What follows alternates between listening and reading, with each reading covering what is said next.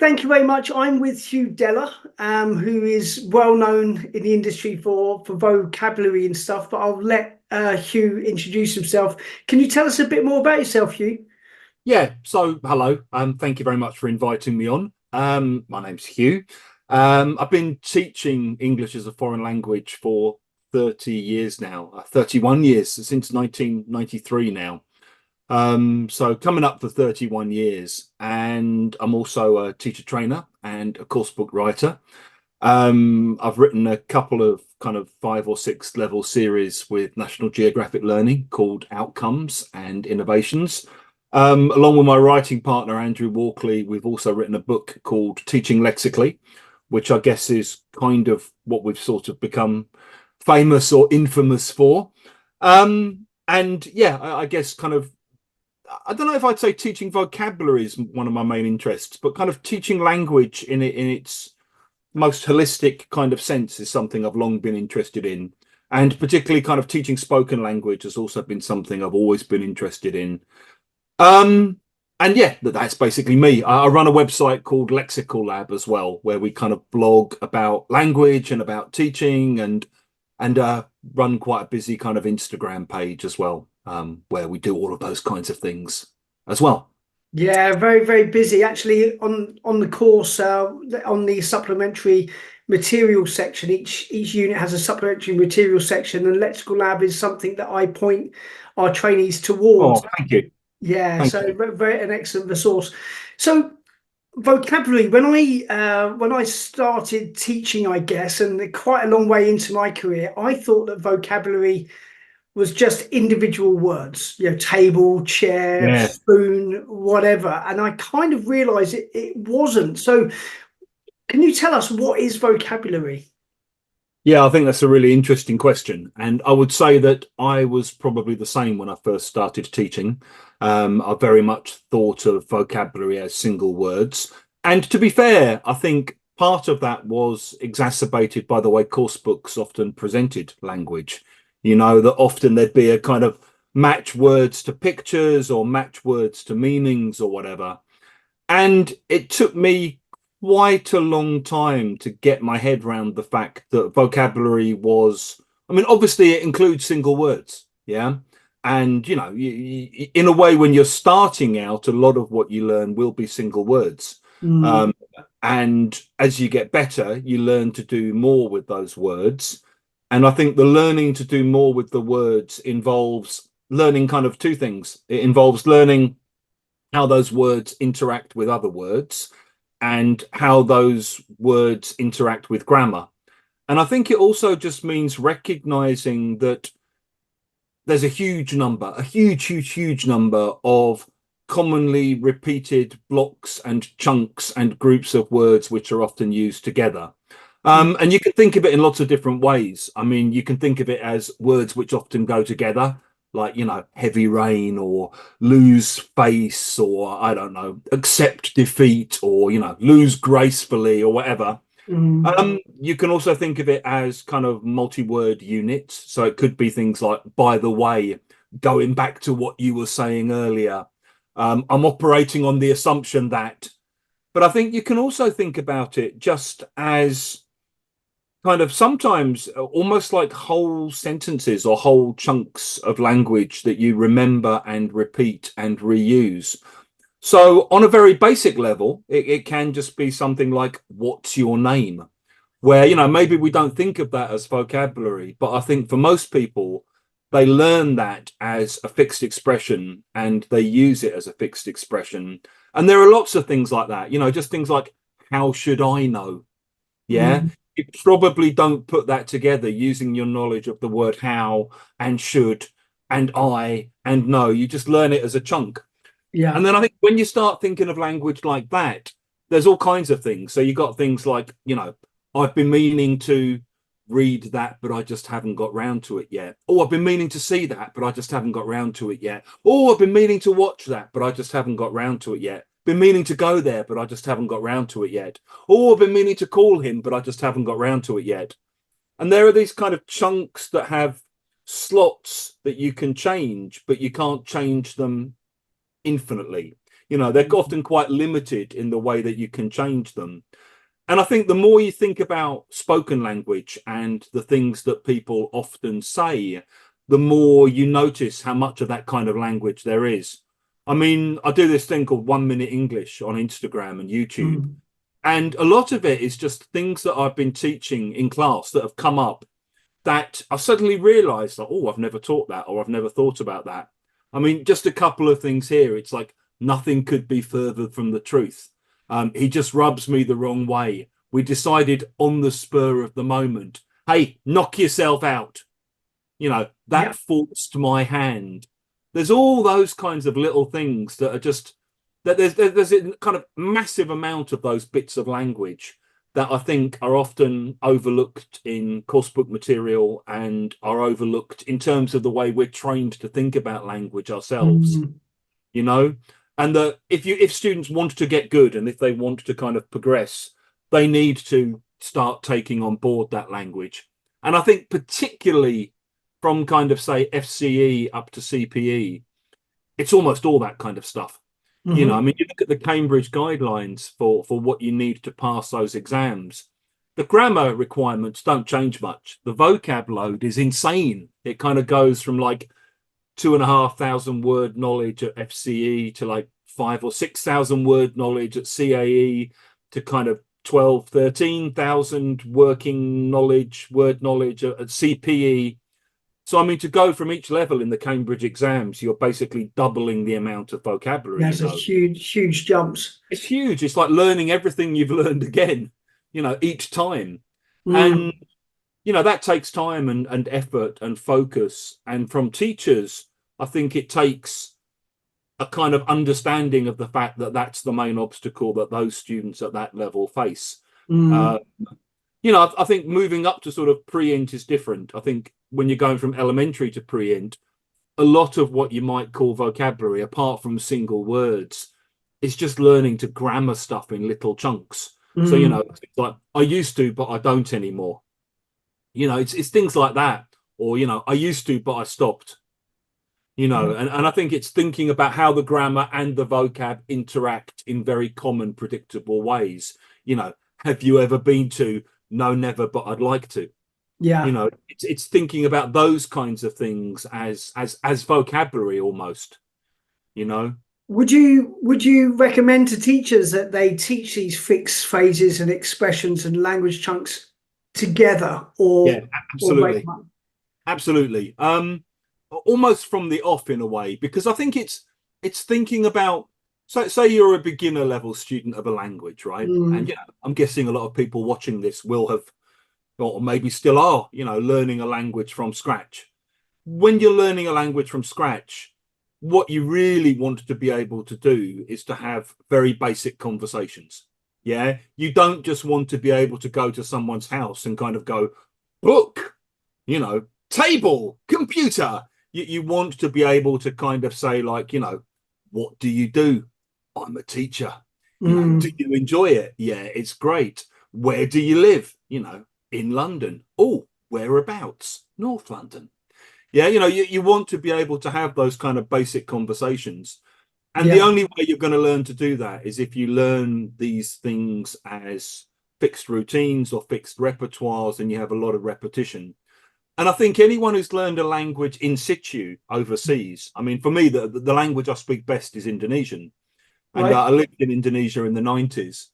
And I learned a lot of my Indonesian from being in taxi cabs and, you know, bars and you know, various places, and having the same conversations over and over and over Yeah. again. Yeah. And I kind of learned, you know, when people were asking me like, "Kamu sudah tinggal di sini berapa lama?"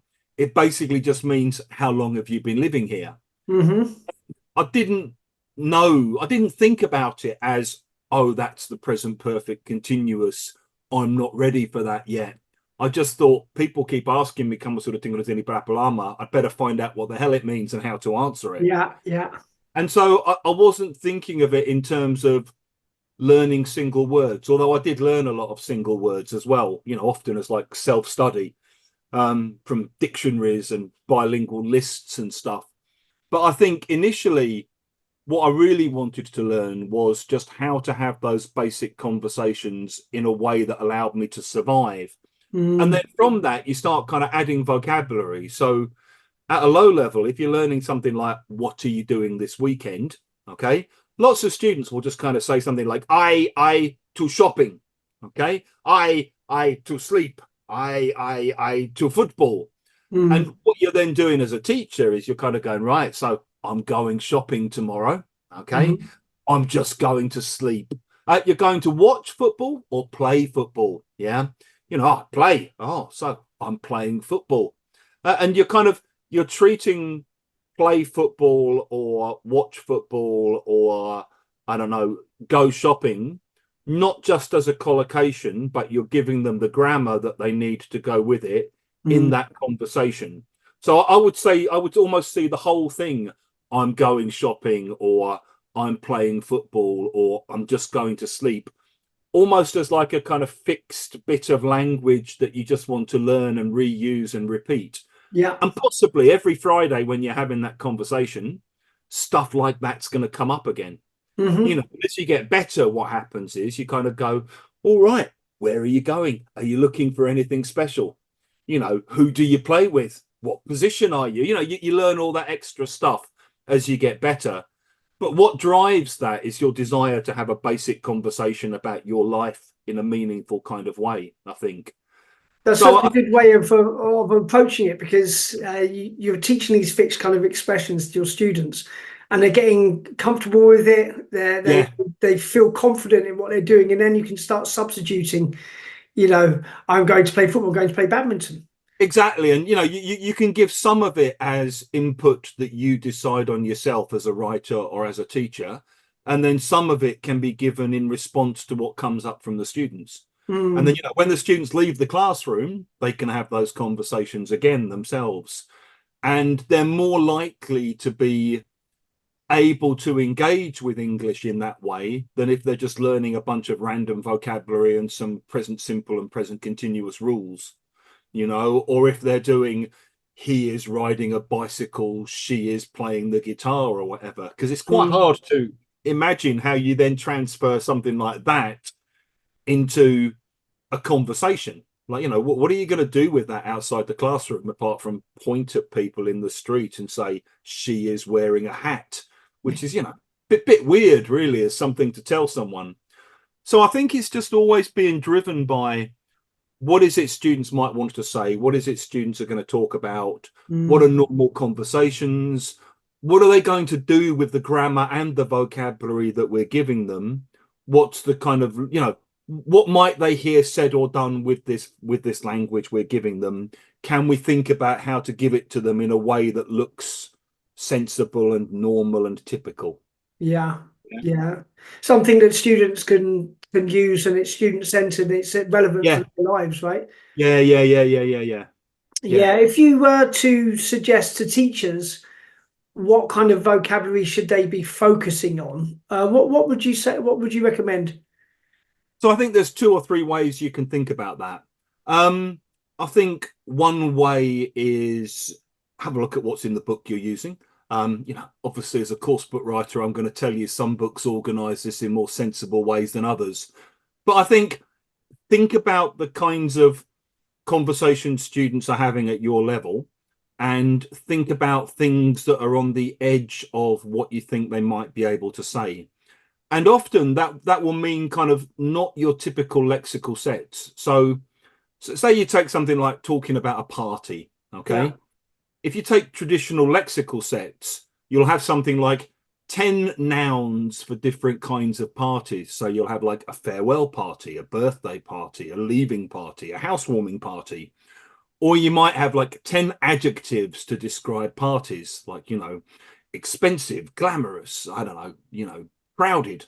Mm, If you think about, well, what's a conversation you might actually have about a party? It might be something like, did you have a good time at the party? What was the venue like? What were the people like? What was the music like? What was the food like? Okay.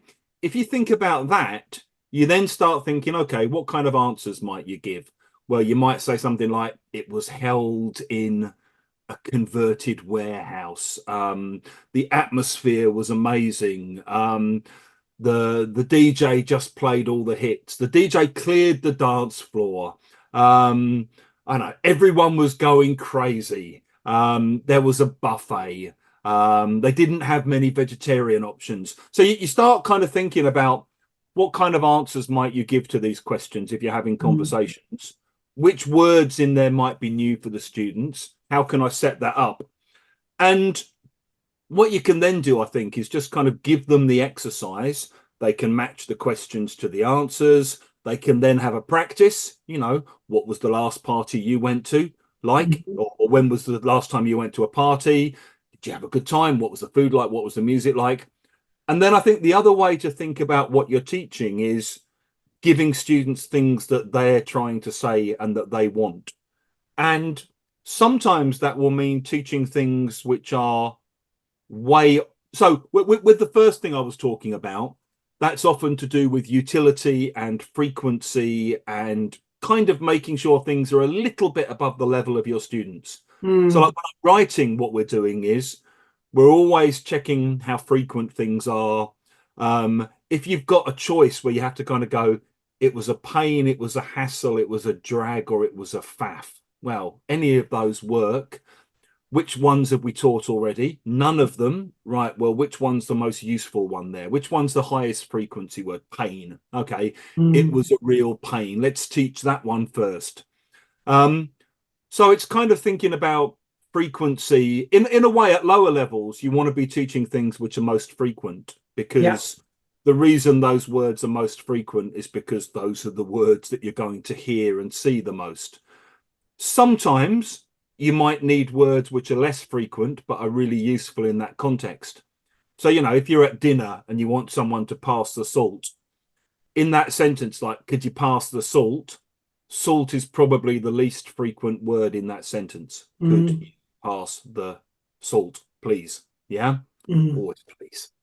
But you still, if you don't have the word salt, you're screwed in that conversation, because you're kind of going, could you pass the give you a spoon or something. People are kind of offering you all kinds of bits from the table, So sometimes you just need the word salt. The other way to think about the language you provide, I think, is what is it your students are trying to say, and giving them the language to say what they're trying to say. And sometimes that might mean teaching things which traditionally would be thought of as way off level, but they're things that students need. So, I mean, I once had a elementary class where they ended up talking for a long-winded reason about times they thought they were going to die. Okay, long story how we got onto it, but so sometimes those lessons they're the best ones, though, right? Always the best ones, because it's like, wasn't expecting to go here. And I had a Somali guy in the class who wanted to talk about a time he thought he was going to die because he got ambushed by Islamist guerrillas in the desert, and they shot some guys that he was with and put a gun in his mouth and told him to go back to Mogadishu. And he basically told this story without any grammar, all in the present tense, without using any of the vocabulary I've just told you, apart from gun, mouth. And as I'm listening to him, I'm kind of helping him tell this story by giving him the words and the grammar in combination. And that student in that class at that moment wanted that vocabulary, and that was relevant for him. Searching for it. He's trying to describe the language if he can't reach for it. And I think in a way it's another way of thinking about course books. So if you're looking at classroom material, it's like, well, what is it students are going to do with the language I'm teaching them? Why do I think this is useful for them? What does this help them do communicatively? And I think, I look back at my own early days as a teacher, and I taught a right load of crap, to be honest, a lot of the time, as I'm sure most teachers have done. And I look back at lessons where I've just done things in the house. And the communicative practice was kind of like, is there a carpet in your bathroom? Yes, there is. Is there a sofa in your kitchen? No, there isn't. Why would there be a sofa in the kitchen? What kind of mad question is that? Oh, there's a sofa in my kitchen. Kind of really weird, forced conversations. I've seen those books, and I've taught that kind of stuff as well. And I think it's looking at that and thinking, okay, do my students need this language now? What's it for? Well, what's the conversation here? If the conversation is where do you live? What's it like? Mm, Okay. Do they need to talk about where they've got carpets and sofas? Probably not. But there is a conversation that's quite interesting about where are you living? What's it like? Who are you living with? How do you get on with them? And then kind of starting from there and thinking about what grammar and vocabulary combined will help them have those conversations, I mm, guess. So that's kind of how I think about the vocab. It's that kind of thinking about input as language that's just above where they are that may be of use for them in particular conversations. And then hmm. thinking about an extra layer of input based on what comes back from the students when I see them struggling and what they're Right. trying to say. And even with proficiency level students or above proficiency level students, there'll be things that they're struggling to say or trying to say. I'm just looking at a thing this morning from a class I had.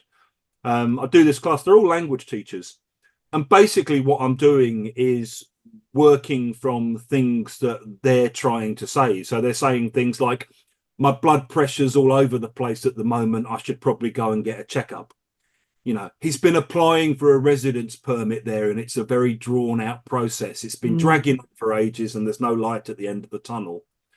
So those are things that they kind of said but didn't quite say. And I'm right. sort of listening, going, yeah, yeah, yeah, yeah. I know what you mean. Here's how I would say that. Hmm. So even for students at that level, there will be plenty of things that you can feed into them and give them that they understand the meaning of because they've kind of tried to say that themselves, but that will be new for them or on the edge of their vocabulary, or Hmm. they understand receptively but they're not yet producing, and you're kind of pushing them closer towards a stage where they might produce it. That's so interesting. So basically, take a textbook, look at what is meant to be taught in that lesson, then think yourself what might arise from that or what they actually Yeah, need, and then just add that in as an additional. exactly, yeah, yeah, yeah, yeah, yeah. That's And to try excellent. to think about what kind of sensible conversations will this help them be better at having. Yeah, what would be realistic, and Yeah, what's relevant to them. What kind of tips would you give to teachers and to students to remember vocabulary? Because often, you've yeah. got these lists and you're trying to remember, but you just forget straight away. So Yeah. what could teachers and students do? So I give different advice to teachers and to students. I think for teachers, it's working the language harder and recognizing that students need multiple meaningful encounters with language over time. Okay. So, thinking that, oh, I've taught bother. Well, what have you taught about bother? What did you teach them? If you taught them, I wouldn't bother if I were you, that's great. That's quite useful. That doesn't mean you shouldn't teach sorry to bother you or it's no bother.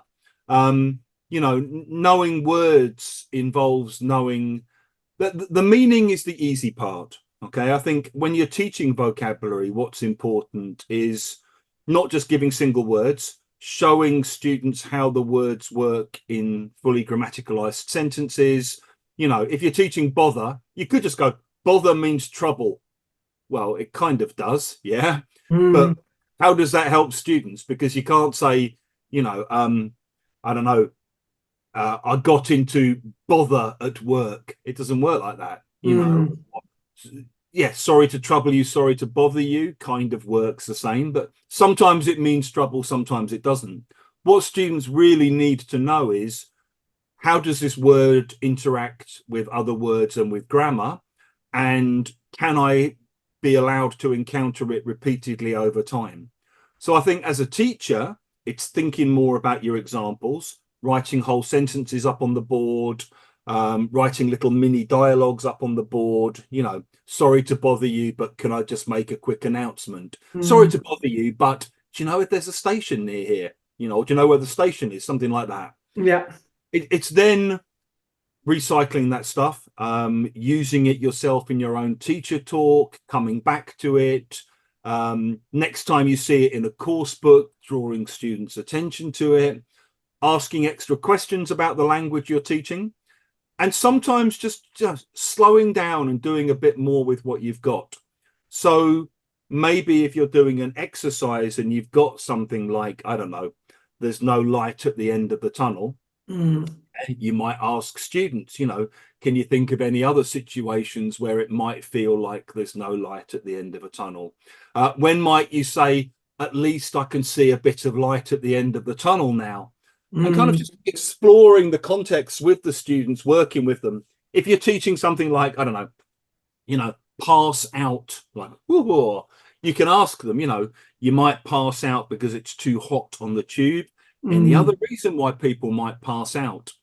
And asking those kind of questions, which aren't necessarily saying like, have you ever passed out? Yeah. They're basically like, do you understand the concept of pass out and when you might use it? And Yeah. when you ask those kinds of questions, like any other reason why you might pass out, you've got no idea what will come back from the audience. Like it could just be, I don't know, you haven't eaten all day. And you kind of go, yeah, any other reasons? No, fine, move on. Sometimes you'll get really weird answers from students and they'll kind of tell you, Justin Timberlake. You're like, what? And then they'll tell you some story of going to a Justin Timberlake concert and getting crushed up the front. And because of the crush, they passed out and they had to be carried over the heads of the crowd and taken to the medical care room. Yeah. You get these sort of weird stories just from asking neutral questions about the language. So don't be afraid of doing that, and make sure you build in different ways of revising and recycling language. For Mm. students, I think I would just say you need to have repeated encounters with things. Probably best not to just learn single words, although Yeah. if you're very, very low level, probably single words is what you're going to be doing. Don't be afraid to use translation. I think translation's fine. It can help you. I mean, I'm trying to learn Ukrainian at the moment, and I'm using these little apps. And I've seen that actually. I saw that you said that you oh in Jesus, Ukrainian. Is so it some tough? of it, yeah, it's tough. I mean, partly because I'm not putting as much time into it as I'd like to. Partly because I'm not as young as I once was, and partly because I'm not in an environment where I'm having the opportunity to reuse it all the time. But part of what I'm doing is kind of, I'll hear the Ukrainian and I'll remember the word in English, or I'll see the English word and I'll try and remember the word or the phrase in Ukrainian. And I think at low levels, that's a really sensible way of doing it. At a Mm. higher level, I think you can also still use translation. So, I mean, I still use translation with Indonesian. I'll do things like when I learn a particular new phrase or whatever, I'll write it in English and I'll write the whole sentence in Indonesian. And it might just be things like, oh, I don't remember hearing that before, like daging itu empuk. Oh, that's a new adjective. This meat's very tender. Okay, I guess that's how I'd translate that. Hmm. And then, you can do the two-way translation thing again. You use Quizlet or Anki or something like that.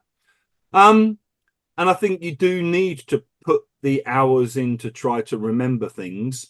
Yeah. Beyond that, you've got to just go out and start using things and seeing how it works for you.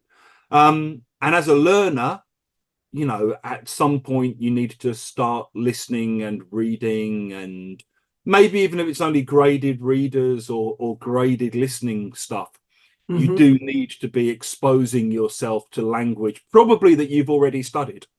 Like if you're doing an intermediate course and you're reading an intermediate graded reader, Hmm. that's great because you're going to be seeing stuff you've met before. And Yeah. each time you see it again, that kind of consolidates what you know about it. I think sometimes the mistake students make is they try to learn too much too quickly. They learn like 6,000 words with bilingual translations.